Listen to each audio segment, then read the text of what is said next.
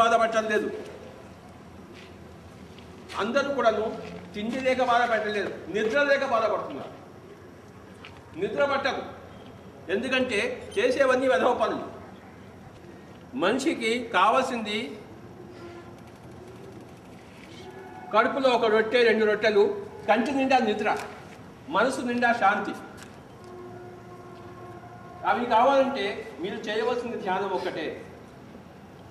ఈ ధ్యానానికి ఏ ఖర్చు లేదు, ఏ హిమాలయానికి పోక్కర్లేదు, ఏ గుడి అక్కర్లేదు, ఏ మస్జిద్ కట్టక్కర్లేదు, ఏ చర్చ్ కట్టక్కర్లేదు, ఇంట్లోంచి బయటికి పోక్కర్లేదు.